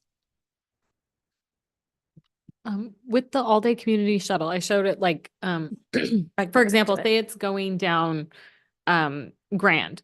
So if you had someone that needed to go to like Sprouts, it's not just stopping at like the places like the Village, LaFetra Center, could like a normal bus. Can you be like, oh, and get off here and they'll pull over and you get off? Or is it like you're going from City Hall to the public market type thing? Does that make sense? Yeah, of course. Great question. So right now, those are the major destinations we're highlighting. Part of the new route is we're trying to figure out also additional stops along the way. Okay, so it's just yeah. like a So stop. exactly. So there will definitely be more stops along the route, and that way it's easier and better for people to get off where they want to. Thank you. But great question. I was gonna ask, and thank you for the report. One of the questions you kind of touched on, summer school. I know that we have a good amount of students that are going to the summer school locations, so much so that the traffic is really bad in some cases. So you mentioned it, but I didn't know if you were saying that that was something that was considered and maybe a thought to have shuttles that could take students from there to the teen center during the summer. So unfortunately, like I said, we discontinue or pause our school shuttles. Technically also they're public shuttles. We can't run like a specific school service either. So we wouldn't be able to do like a summer kind of school shuttle, unfortunately. Yeah. Okay. But hopefully the community shuttle would help that. So That, Mhm. yeah. And I think you kind of answered my question about it being public, because I wondered, are adults intermingling with the kids on the bus? And that would most likely be yes, right? So for midday shuttles, which is heavily student-based, it's really just students. However, it technically is open to the public, so we couldn't deny another rider, but it's mostly students. So yeah, but that's a great question. Yeah, I have just a couple of quick questions. How do you guys select who you survey? Is there a random email list, or how do you go about getting that selection out there to get the information back that you're trying to? So survey goes out through email blasts, social media, if you're subscribed to the website. We also call our active dialer ID users. And then we also do onboard surveys. So we have a few of our staff and third-party staff ride each shuttle for a few days. So there's few different avenues of how we So collect if you're surveys. getting 255 back, how many are you sending out to get? Because that just, I mean, right, are you sending out a blast? I mean, is there 1,000 people? I mean, we have 50 some odd thousand people in the city. Obviously, not all of them are of age to have an email or get this correspondence, but are you looking to get up to 1,000? How many? What's the goal? To try and get more information around what you're trying to get. So in terms of survey, I would say our goal is it's hard to get respondents, right? Absolutely. Surveying is not easy. No, absolutely. So that's why we kind of explore the different avenues. For us, and also in the past, I would say our goal would be 100 to 200 surveys. So for example, for our first survey, we had 255, and we recently completed our follow-up survey, which was mostly geared toward the proposed changes. So that one had about like 150 respondents, which is still really good in our opinion. So we don't have a set number. I would just say it's more of 100 to 200. You're that we, getting what you believe to be good qualitative information to make decisions for the community based on that number. I would say yes. I didn't notice that there was a survey. That's why I was asking. Did you get a text? Oh. Okay. for the- That's Um, what I'm trying Yeah. to really understand, because to me, if we're making decisions for a vast community, I would hope that you're getting what you guys believe to be is proper amount of information to Absolutely. do that. Otherwise, if one number is, if your number is wrong, then everything is wrong, right? You're basing it off of certain things. So that's good. They mentioned inadequate destinations. Where are these people wanting to go? Is it within city limits, or do they have higher expectations that they're trying to go above and beyond Glendora? Right? I mean, right. is that Right. So yes, so that's a great point that you made is I can say from personal, just, people talking to me, phone calls, it would be, yes, destinations in the city, and also destinations outside of the city. So there are a lot of respondents that, they want to go to different parts of, LA County, that sort of thing. We mentioned, we would not be able to service that. However, we would be able to take you to the new station that's able to take you to those spots. Or Foothill Transit can regionally connect you as well. But we see ourselves also as like a first mile, last mile, as part of your journey to those destinations. we're not Glendora Uber here, right? No. Okay. But also, exactly, but also working, more destinations within Glendora as well. Right. And Glendora is pretty vast, and we have a lot more, I don't know, places to go, whether it be for restaurant dining, for shopping, different places. So I think it would be this type of thing would help generate revenue for those people who want to Absolutely. go, and then broaden people's horizon so that they're not all going to the same spot. So again, hopefully you're getting that information from the numbers of what you're asking. So that was the correlation I get there. And then are you proposing is this community shuttle, these changes, is this going to city council? Is that where it goes to get determined, or is it above city council? How does that get approved, and who approves these changes? So you're correct. We right now we're developing a final draft plan to take to council to adopt. So we'll be presenting a few different scenarios that they can choose from.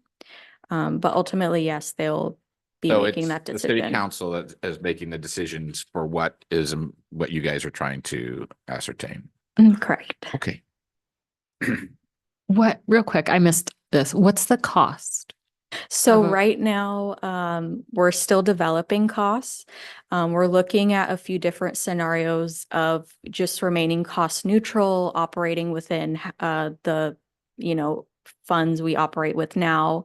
Or, there's another scenario which requires more funding. And that's kind of where council will come into play. And Oh, I meant for the writers. Oh, okay. Yeah, so regular riders are $1 each Okay. way. Students are 75 cents each way. Mm. And then seniors and persons with disability is 50 cents each way. And they use a tap card? You could use tap card or we Okay. take cash. Oh, okay. I was just thinking like with the school shuttles and the fact that it's going to be able to take you to the movie theater, that will be incredibly popular and like a nice way to give a small amount of freedom to like hope so. tweens and teens. And knowing that they can like tap to pay with their tap card and all that stuff is, Right.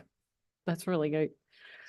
I have one last question. It has nothing really to do with this, but since we're talking about transportation, e-bikes, as we are in the Mm. process of redoing our streets for bike paths and whatnot, e-bikes have become the current rage. As we all know, we see the kids riding around, doing stunts, tricks, and all of those things. Is there anything within what your scope is to do something to make e-bikes more safe in their transportation in terms of how we're setting up our lanes or doing, I don't know. I'm just trying to figure that out because this is the biggest, my biggest concern in the near future for what's going on in the city. So that's not something we're looking at right now. But that's definitely something we can explore. Because you're right, e-bikes are making a statement. Model of Glendora and Foothill, there's a protected bike lane, right? Right. And so my concern is that if people are riding normal bikes or now e-bikes, Oh. how is that integration going to be? Because I'm sorry, but if you're between the ages of 12 and 15 right now, that's your number one item on your list because that's how kids they get around now. It's either the motorized scooters or the e-bikes. And I don't know about you guys, but I see the kids all around town. They're doing tricks, that's the new craze. Police department is taking a look at that. There's not a lot of rules on the books Correct. for those that usually they follow, but they know that it's kind of out of hand because kids are going everywhere and on the sidewalk and whatever in and out of traffic doing 30 miles an hour. And that, so they're looking at ways they need legislation to come down so that they can take an enforcement that way. Okay. Yeah. As we're developing bike lanes and redoing streets and things of that nature, this is obviously a very quick transformation of what's transpired, right? In terms of the popularity and the growth of these things. I see them downtown all the time and they're on the sidewalks and people are walking and it's. I remember I got in trouble for riding a regular bike when I was a kid down there. Understood. And unfortunately, yes, we're relying upon our Then they parents spray to painted guide no bikes. our youth, but we all know how that kind of, works. So. Very loosely translate related. While they look into the scooters, are they looking into the golf carts as well? I have seen so many children just flailing about and I am terrified to drive near one of those. Now, I think those they have to have license plate and street legal, and then seat belts and that. But yes, there is a lot of that going on. I'm so terrified to drive. But near yeah, one of those. with the motorized bikes, it's going to have a crash and something's going to be before it gets any better. Yeah, unfortunately, that's what it takes, right? A severity of a life before Oh. something. They're making trails in our park in the under the trees and stuff, berms Right. and that, and they're terrorizing down, you know, in the parks and stuff. So it's a chase and, you know, and a lot of them do not wear helmets and the whole bit. Yeah, the police know. They Yeah, know of I it. was just thinking if we could somehow think about being proactive, because they're not gonna go away, right? It's here to stay. So how do we incorporate them into whatever we're planning now as we move forward We to work with the school be- district. be, you know, And we give it to them with Chromebooks. So they get Chromebook and electric scooter that has regulations by the school A phone and. and the phone that can be shut off at 5 p.m. Okay, there. Problem, life solved. Already solved all the problems. thank you for the report. It was very informative and I appreciate it. Thank you. Tolerating our To tangent. piggyback on your comment, the Trails Council is looking at e-bikes, especially with the new trails that are being proposed. So they're taking that on and in the trails, in the hills. Mm. So, that's in discussion. It's in play. In regards to the survey, I know, actually, no, you did answer that. You know, areas that they like to go, it's what they want to customize it basically, correct? I mean, isn't that more dial-a-ride services? Yeah, so Dial-A-Ride is more for seniors and persons with disability. They could go However, they could go to their specified location. yeah, within the city. Yeah. And then approved medical facilities outside of the city. But yeah, part of, you know, a lot of the respondents too that are younger than 62 also have specific areas that they would like to go to. Which is The theater. why, you know, those were the comments made. So we try to best capture all the destinations or most of the destinations and then hope our new shuttle reaches somewhere near where they want to go and then they're kind of able to complete that journey. Well, great. Thank you for your report. Thank you. Thank you. Is there a motion to accept and file the report? I'll make a motion to accept Thank you. and.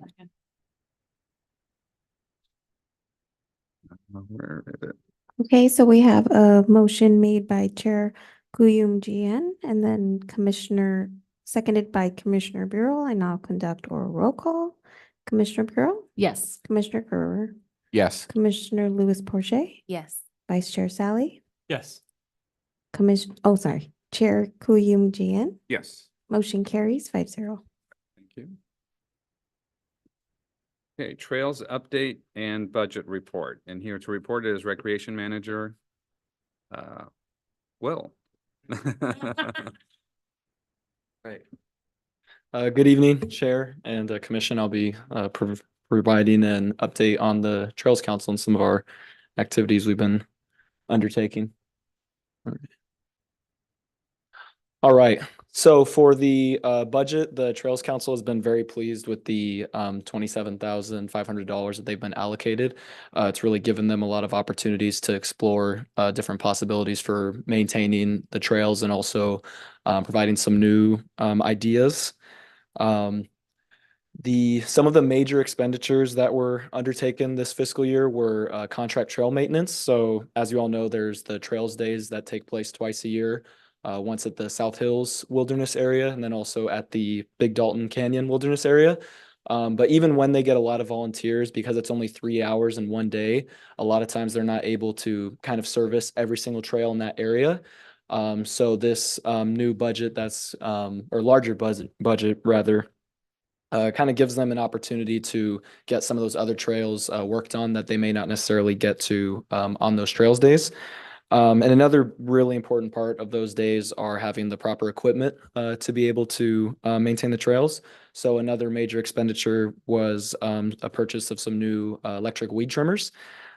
Just the trimmers alone and the batteries together were about $3,000. So those electric weed trimmers are definitely expensive, and it's definitely a good use of the Trails Council budget.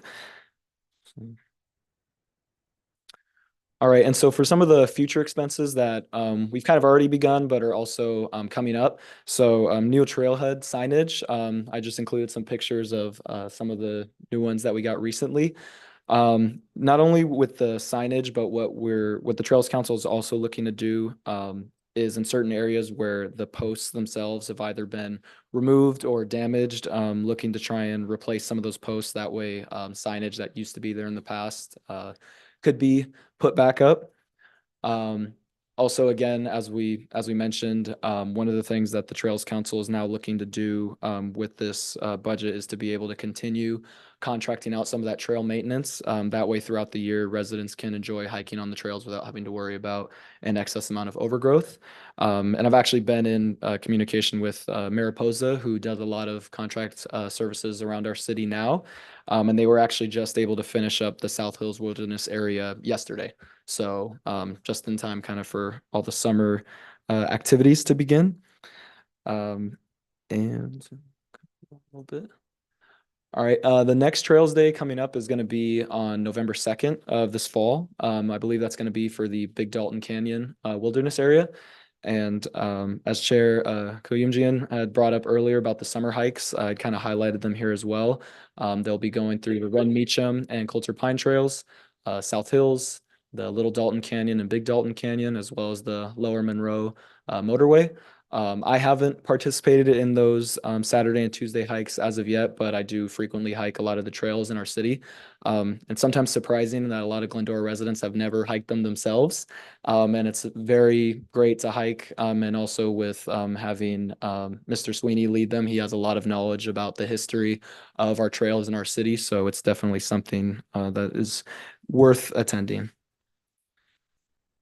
And just to cover a few other things that were going on with the Trails Council at some of our special events recently. So on April 6th, when there was the last Trails Day at the South Hills Wilderness area, that was the 33rd time that was taking place. And they had about 50 volunteers to help work on the trails up there, and they were able to cover the Elderberry Trail, the Toyon Trail, and the Big Dalton Wash Trail. And just to give you some perspective, that's only 3 of about the 12 trails that are up there. So again, it's really important and useful that the contracted maintenance is able to take place to, kind of make sure all those trails are taken care of. And then also the Trails Committee, the Trails Council participated at Earth Day on April 20th. They had an informational booth that was led by Mr. Sweeney and Mr. Evanilla, where participants were able to view the array of insect displays that Mr. Sweeney always brings out and local wildlife that inhabit the foothills. And then we also had Trails Council members and recreation staff, including myself, that were up at Big Dalton Canyon leading some hikes for residents. And that concludes my report. I'm open to questions or comments. Great, thank you for your report. Any comments? I have one, question. It kind of goes back to our open comment where they're talking about rebranding South Hills Wilderness Park. Who makes that decision, and is that not a Community Service Commission determination? How does that go about happening, and who presents that? In the policy, it will come before you, and then you would give recommendation to the council where they would either vote yes or no for the name change. Why wouldn't we make that decision? We are an extension of you guys versus the city council. That's what the policy, it starts with the city manager, and then it goes from there to us or you at the commission, and then move on to the city council for final. Have we requested anybody from the Trails Council to come and make any type of presentation to us about what and why? As Eddie was, they did bring it up at the Trails Committee. Once they first heard about it, a gentleman came in public comment, spoke at city council meeting. We then, it was going to come to you guys for Alosta Peak, which the Trails Committee would like to name the highest peak in South Hills as Alosta Peak. Once they heard that this gentleman would like to change the whole South Hills Wilderness area to Alasta Heights. We kind of talked to those two to do it. They brought that up at the Trails Committee, and at the Trails Committee, it got voted down to renaming. Okay, to even get to our point. So I did talk to Dick Sweeney and said, I think we need to do a little more outreach instead of just one or two of you wanting to name the whole thing for the city with really no one else knowing. That, you could have people that say, why are you renaming? And I've never heard of this. So that's something that we will probably go back to the Trails Committee and maybe at Earth Day or the Pumpkin Festival, and where we're doing a special event or them doing something of a mailer, that they could get input for that. So that's where we are right now with that naming. That's perfect. That answers my question, because those are all some of the things that we're thinking about is before they even come here, have they done the due diligence in order to get enough support and background information to make a presentation that's worthy of even our consideration to make a recommendation. So it just seems like, okay, so that's what I was trying to really get at. So it sounds like you guys have definitely pushed back enough to get them to rethink how they're going about doing it. Yeah, they started in committee, and the committee that deal with mainly the trails and that said, wait, we enjoy everything's named that way. We're used to that kind of, and the vote went 5-1, It's about 8-1. 8-1. Something like that. So it kind of stopped it, and we said, okay, if you still want to do this, let's try outreach. Yeah. And see where we go from there. Well, it sounds like we have somebody else that has a voice or an opinion who happens to potentially be running for city council, who inevitably, if she becomes a member of city council, then, and so there is more, there's more people out there that would obviously like to entertain the thought of this change. So that's why I was asking, how. Why?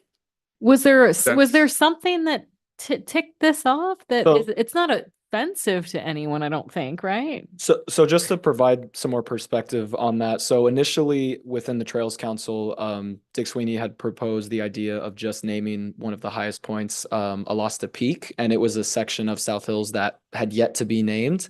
And it just so happened that when he was coming to council to Oh. present that, there was another gentleman that just so happened coincidentally, hey, what about renaming the whole area to Alasta Heights? And But the two hadn't spoken. correct. Yeah. And Okay. so I know Mr. Sweeney's idea behind the naming of the Alasta Peak was just to kind of call back to some history of, Right. of Okay. Glendora. Yeah. And that's kind of some Okay, that makes Because that's sense. one of the things they're saying, that there's really no name, or Alasta really in the city of Glendora has been kind of taken off the map, Mhm, where it was mhm. Alasta Avenue, where now it's Route 66. So they were thinking that would be something that they Okay. could Okay. re-energize that Does with that that. have any effect on the mountain bike park and naming that, or is that gonna be a No. whole separate thing? No, well, it would be, it's a separate project. Within the Within- confines of whether it's Yeah, South Hill, where- Wilderness Park, yeah. or Alasta. So Heights it or could whatever. happen that Dick Sweeney's comes still to you in this thing where it's just naming of one thing at the entire hills. Like what Gordon Rowley's amphitheater came to you. Right. The renaming comes that way. So it could still do that in that time. Well, that was my question, just to get some clarity. So thank you. All right. Thank you for the information. Ready? All Thank right, you. Thank you. Thank you for your report. Excuse me. Is there a motion to accept and file the report?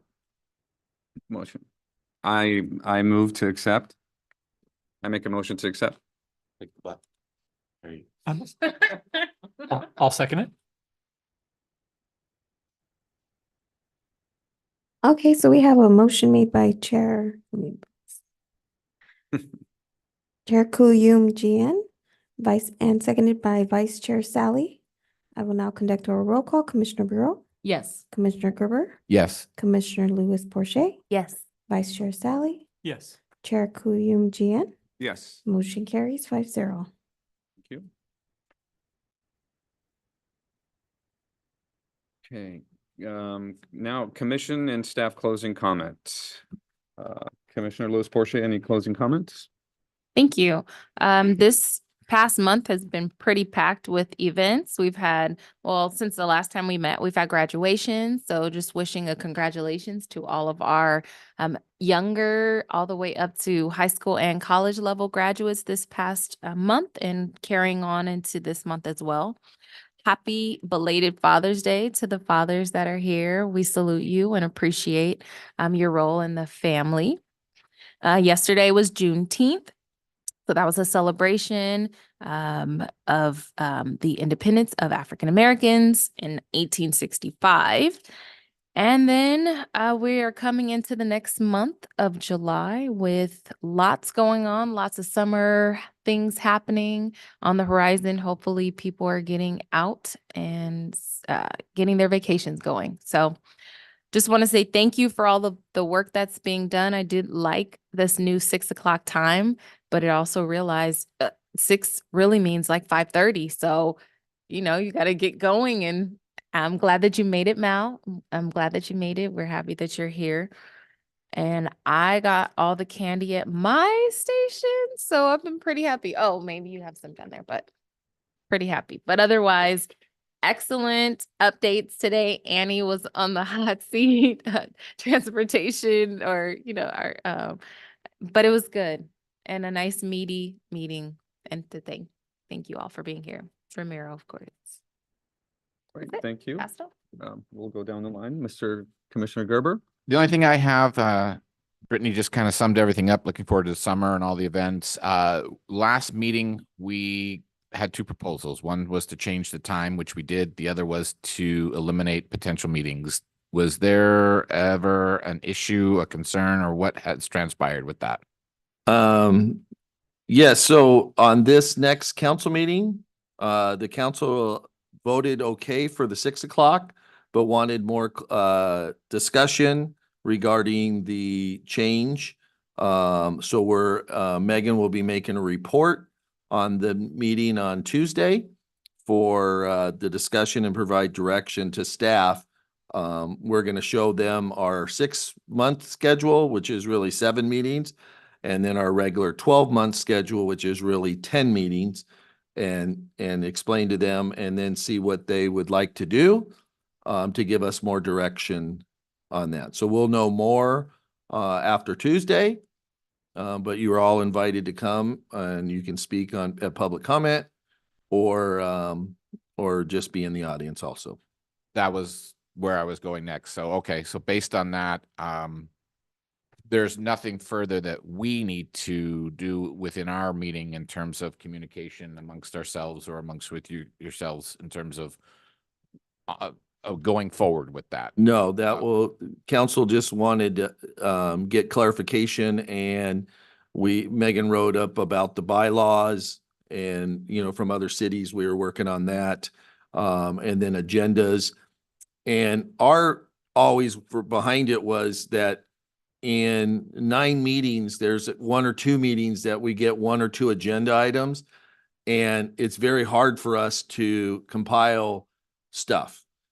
So that was what ours was, going to 6, which was, as you saw tonight, we had 7 items on it, and it's worth our time to be here and for your time and our time, staff time, to come.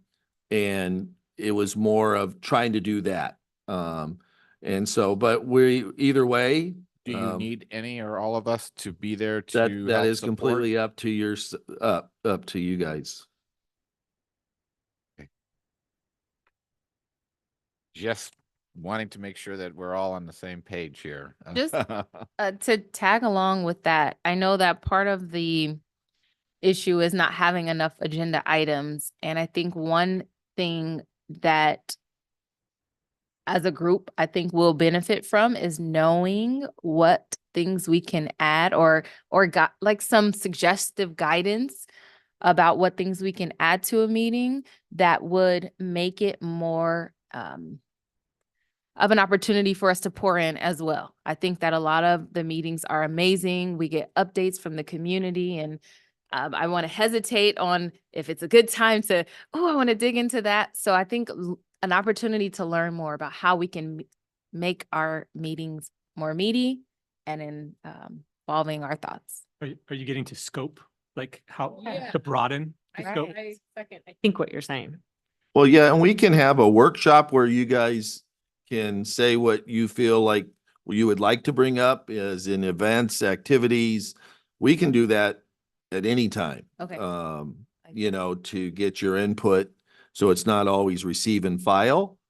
And that, you know, when it's money included, then we have to take ours request to the city manager and finance and say, and sometimes right now it's, okay, what do you want to cut to get that one on? Like Annie stated, our special event budget used to be about $41,000 and now it's about $168,000. As my staff knows, I cringe every time they're throwing a new event and how much money we use, because that's not, I'm old school where we used to not spend that money. And when we say we're spending that much on an event, I cringe.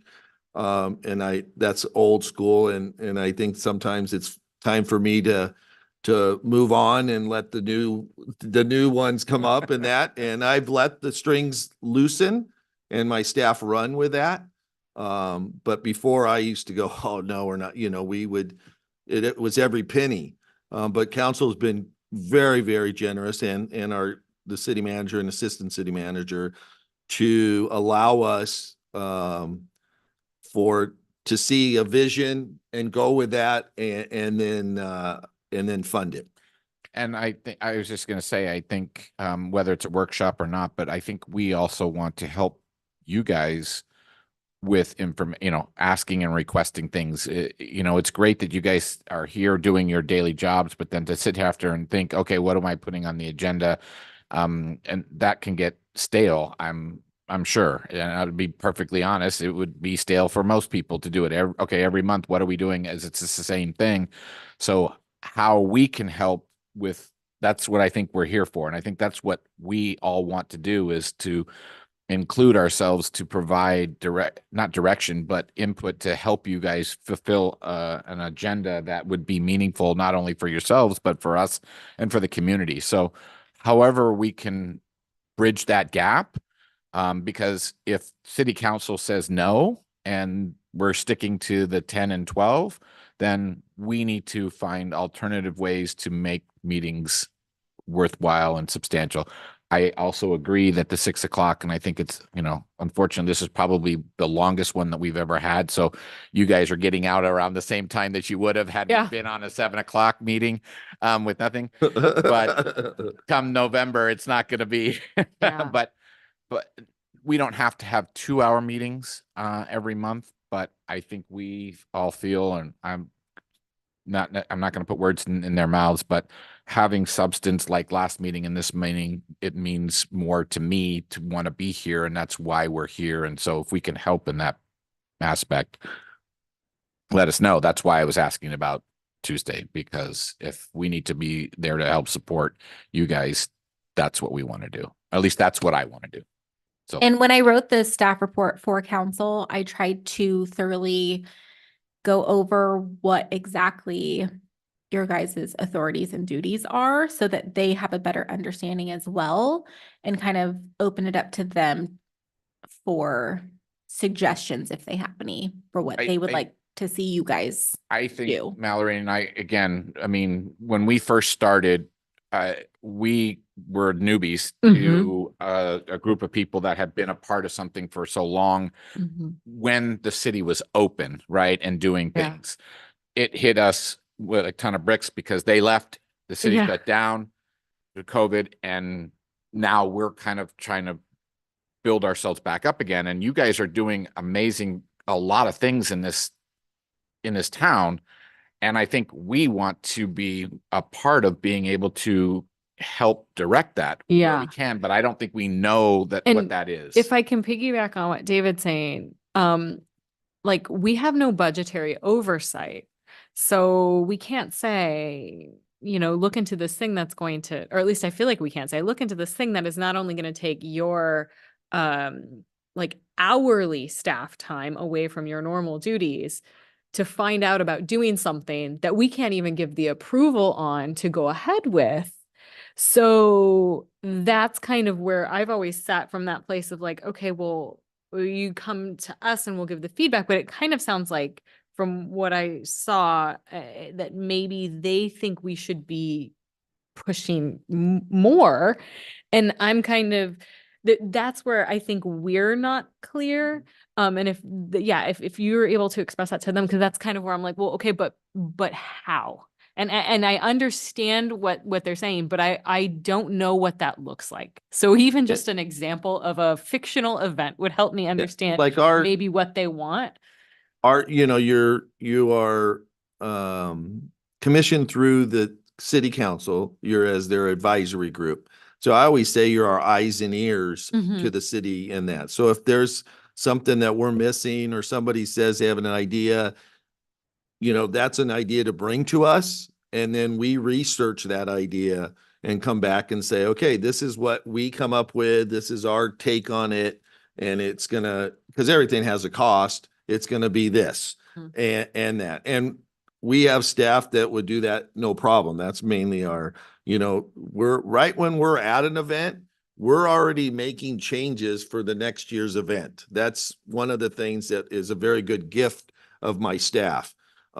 We look at, our brains are working already for the next year of how to make it better and what to change, always and that. So we're up for anything. That's something that, and the more that you guys are involved would probably be helpful to us. It's more eyes and ears out there.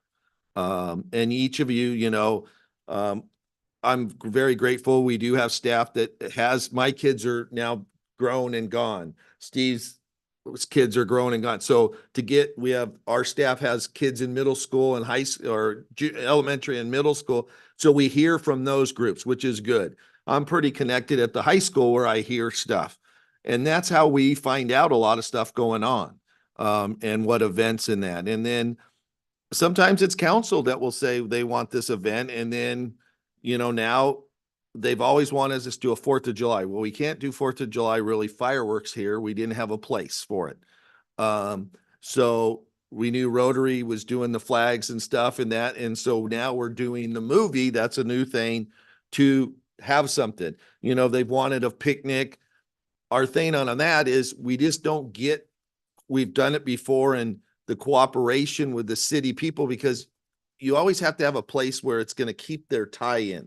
So they go to places where there's fireworks that night. Are they going to come to the park for 2 hours and then all of a sudden go, okay, it's time to go. We're going to this party. So we didn't have anything to keep them in. And yes, and that was something. We looked into a drone show and came out that it is expensive as all heck. And the show is 11 or 22 minutes for thousands and thousands of dollars. And it's good, but it's nothing great. And so those are things that city manager, has given us, and we research them, and we came back and said, this is it. We think no, but you make the call. And they're like, okay, we understand. So those are we're bouncing stuff off. Ann has more ideas than anybody I know. She's always looking, and that's how a lot of this comes. The Kid Palooza was something to play off of that, and she had a vision for it and stuff. So those are things, and anything you have, let us hear about it, and the more involvement, the better. I appreciate that. And that's what I made the comment that I enjoy the creativity and the out of the box thinking. And that's what makes the community, viable and vibrant. And you guys do a great job. I think we want to continue and be more a part of that as we can. At least I do for the remaining however more years that we have. You guys have a longer opportunity than Mallory and I, so, but, Old. so. Well, yeah, and some of that is, once we do come up with ideas, out there helping sell it to people. The 0.5K is a perfect example. That came from our foundation on a gentleman that saw it somewhere. We researched it and we threw our twist on it. And we're trying this year, we're gonna do here in front of City Hall, and we're gonna have more of a Rocky theme out in the front of City Hall here. But we need to sell it because we still feel that we're short in the people attending. Yeah. And that. So I think we need to kind of get on that. And that's where instead of just us trying to sell it to people, the more we can get people to buy in, and in your networks, that's where we need to that help. Absolutely. I'm so glad. Commissioners?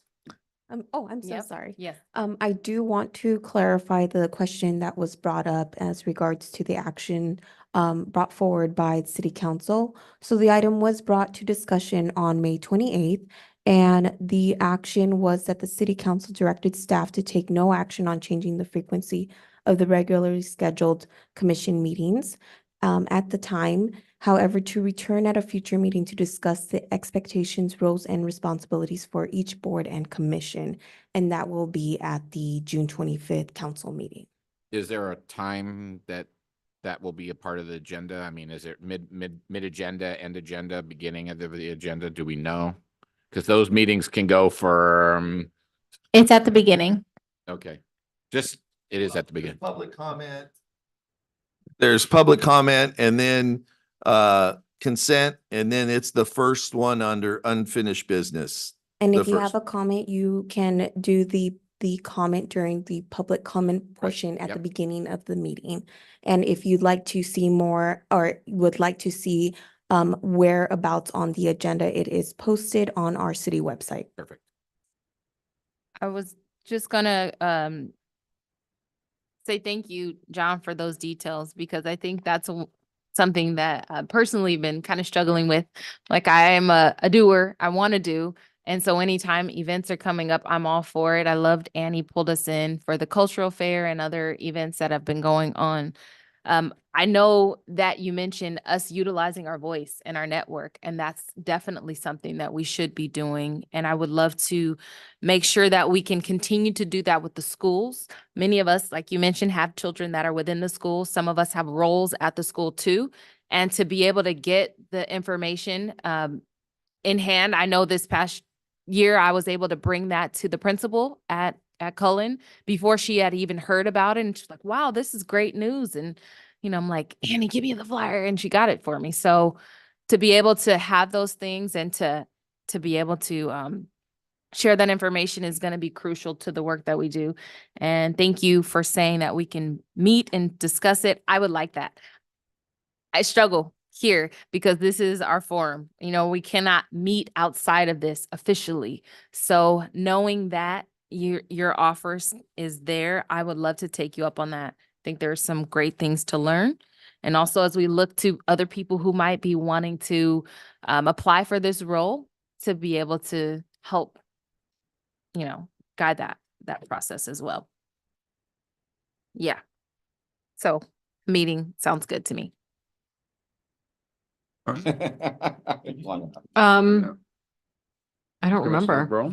Oh, I do have those since we have our recreation staff. A personal request from a little one that lives in my house would be, since we have our own golf course, why don't we have our own little kids golf teams? He wanted to know. So for the future, there you go. A junior golf league or a golf camp is very wanted among him and his little circle of friends. I know they have the Saturday golf lessons or whatever they did. Yeah, but once you You want to, they want to play, they want to play like with each other on the little 9-hole, Also like at a the little- next council meeting will be the PWs to go for the miniature golf, or that Kelsey will be giving that a report, and Paul will be in attendance. Our contract So you could talk to him about that. He's the one that would have that. They do that at the country club. They have like. Well, not all of us are country I- club members. Some of us go to the I'm- municipal I'm course. right there with you because I'm not a member. I'm just telling you, This they guy. have those things and they play all those other little country clubbers. But when you're 6 years old, you can crush Glen Oaks. Yeah. You can't crush 500 yards. Okay, thank you. Vice Chair Sally? A little while ago when you were making your comments, David, you were saying you didn't want to speak for all of us, but I thank you for the way you sum that up, and I agree with all you said. So I think there's some good things that we can do. No additional final closing comments, just a thank you to everybody who came. I think it was a great meeting. Thank you all always for all you do and for what you had to say and share with us tonight. Right, thank you. Just want to mention, would it be possible for the Trails Council, I mean, I'll ask them to come and present the renaming of Alasta Peak? Is that something we could ask them?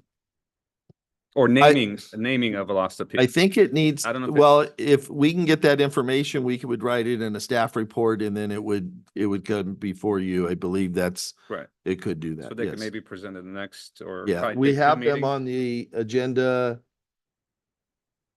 July or September. September. I think it's September. That will be good Yeah. enough time for them to do that. So, yep. Just again, want to say thank you for all the reports. Great. I wish everybody, great curating of the concerts and the movies. Wish you all the best. Amanda, was it? Is it? Yeah. Oh, no. The new. Alma. Okay, welcome and wish you all the best in your time here. And also I keep recruiting people for the 0.5K. So that was so much fun.